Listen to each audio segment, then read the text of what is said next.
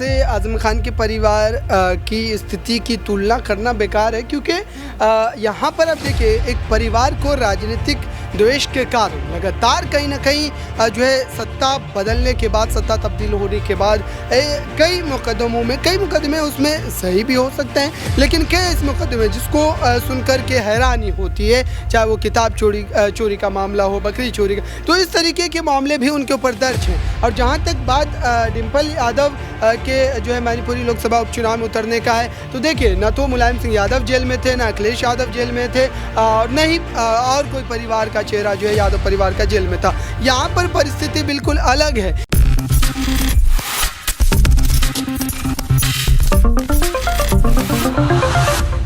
नमस्कार, next 9 news देख रही हैं आप और मैं हूं आपके साथ प्रज्ञा सिंह। उत्तर प्रदेश की राजनीति में एक खास वर्चस्व रखने वाले आजम खान इस वक्त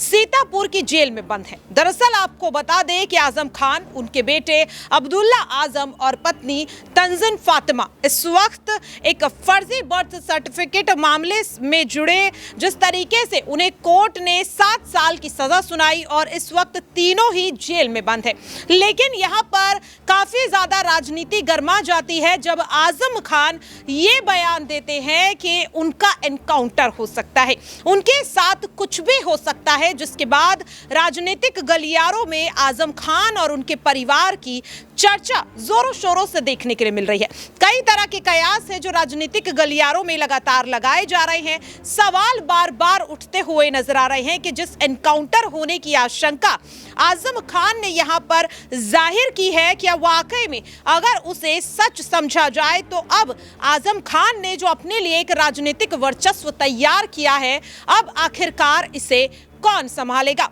लगातार रामपुर सीट से 10 बार विधायक रह चुके आजम खान को अगर कुछ हो जाता है तो आखिरकार उनकी राजनीतिक विरासत को कौन संभालेगा, क्योंकि उनकी पत्नी तंजीन फातिमा भी इस वक्त रामपुर जेल में बंद हैं। तो वहीं उनके बेटे, अगर उसकी बात करें यहाँ पर आजम अब्दुल्ला की, तो वो भी 7 साल के लिए जेल में रहने वाले हैं। हरदोई जेल में इस वक्त आजम अब्दुल्ला है। बार बार सवाल ये खड़ा हो रहा है कि अब आजम खान द्वारा बनाई गई राजनीतिक विरासत को कौन संभालेगा। यहाँ पर नाम निकलकर उनकी बहू का सामने आ रहा है, सिद्रा खान। जिस तरीके से एक इंटरव्यू में काफी समय पहले सिद्रा ने ऐसा बयान दिया था, जिसके बाद ये कयास लगाए जाने लगे कि अगर आजम खान राजनीति से संन्यास लेते हैं तो उनकी इस राजनीति को शायद उनकी बहू यहाँ पर संभाल सकती हैं। और इसी मुद्दे को लेकर आज हम यहाँ पर चर्चा करेंगे मेरे सहयोगी अबरार से कि आखिरकार वो इस चीज को किस ढंग से देखते हैं। यहाँ पर देखिए अबरार है मेरे साथ। अबरार, अगर बात करें आजम खान की, तो उनका लगभग पूरा ही परिवार यहाँ पर एक फर्जी प्रमाण पत्र मामले में 7 साल के लिए जेल जा चुका है। एक ऐसी राजनीति जो उन्होंने तैयार की थी अपने लिए, कह सकते हैं 10 बार वो विधायक यहाँ पर रह चुके थे रामपुर से, अब पूरा परिवार जेल जा चुका है। उनकी बहू को लेकर के कयास लगाए जा रहे हैं कि शायद अब वो उनके द्वारा सौंपी गई विरासत को संभाल सकती है। क्या लगता है कि अगर वो राजनीति में आती हैं, क्योंकि उनका एक पुराना बयान है जिसमें वो इस तरह के बयान देती हुई नजर आ रही थी, और अब ये बयान जो है वो सोशल मीडिया पर काफी वायरल हो रहा है, क्या लगता है अगर वो राजनीति में एंट्री करती हैं तो क्या रामपुर की जनता या उत्तर प्रदेश की जनता उतना ही प्यार यहाँ पर आजम खान की बहू को भी देती हुई नजर आएगी?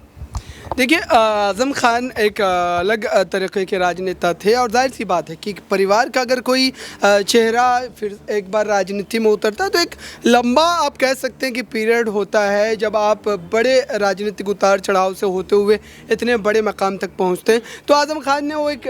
जो है लंबा सफ़र तय किया है। अगर सिद्रा अदीब को जो है चुनाव में उतारा जाता तो जाहिर सी बात है कि चुनाव जीत सकती हैं। एक भावनात्मक लगाव लोगों का होता है उस क्षेत्र में। लगातार आज़म खान ने एक लंबे समय तक राजनीति की है, तो जाहिर सी बात है कि उसका कहीं ना कहीं उनकी बहू को फ़ायदा ज़रूर मिलेगा। लेकिन जो स्थान आज़म खान का है, या आज़म खान ने जो स्थान कमाया है अब तक राजनीति करते हुए, वो चीज़ हासिल कर पाना एक मुश्किल काम होगा। क्योंकि देखिए आजम खान की बहू का नाम बार बार इसलिए आ रहा है क्योंकि मैं आपको याद दिलाना चाहूँगी, यूपी की सियासत में एक ऐसे नेता मुलायम सिंह यादव, जब उनका निधन हुआ था तो मैनपुरी उपचुनाव जो इस सीट पर हुए थे, तो डिम्पल यादव को अखिलेश यादव ने इस इसी उम्मीद में उतारा था कि उनकी बहू होने के नाते शायद मैनपुरी की जनता उन्हें अपना प्यार देगी। तो देखिए जिस तरीके से लोकसभा चुनाव भी है और अब इस सीट पर फिर से चुनाव होगा, तो क्या जो प्यार यहां पर मैनपुरी की जनता ने मुलायम सिंह यादव की बहू होने के तौर पर डिंपल यादव को दिया था, क्या ऐसा ही यहां पर प्यार जो है वो रामपुर की जनता भी देती हुई नजर आएगी? क्योंकि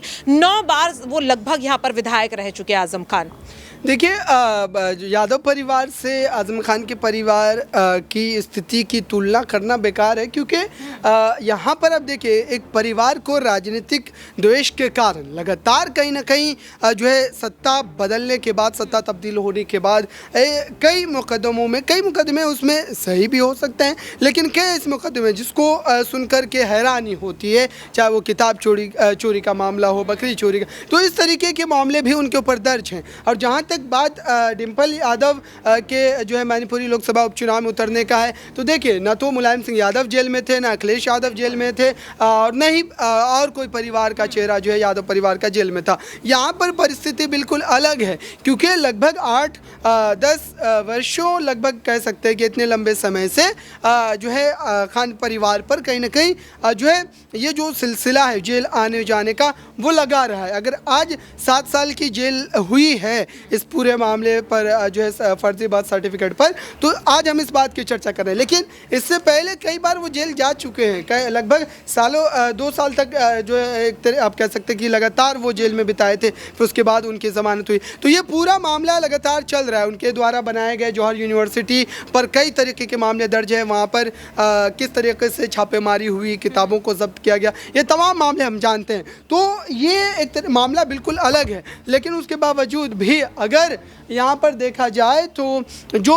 समाजवादी पार्टी से एक उम्मीद, राजनीतिक शय मिलने की उम्मीद जो थी, वो कहीं ना कहीं यहाँ पर जो है पूरी तरीके से जो है निराश करने वाली बात है, क्योंकि आजम खान उन चेहरों में हैं जो समाजवादी पार्टी को बनाने वाले चेहरों में गिने जाते हैं। आजम खान उन चेहरों में हैं जो लगातार समाजवादी पार्टी को ज़मीन पर उतारकर जनता के बीच एक पहचान दिलाने वालों में जो लोग हैं उनमें से उनको जो है शुमार किया जाता है। तो फिलहाल जहाँ तक सिद्रा अदीब की बात है, तो सिद्रा अदीब अगर चुनावी मैदान में उतरती हैं तो आजम खान का क्या वो सियासी वर्चस्व है, अगर उस पर बात करें तो वो इस समय उस हद तक नज़र नहीं आता, क्योंकि जब आसिम खान को उपचुनाव में टिकट दिया गया तो वो हार गए, क्योंकि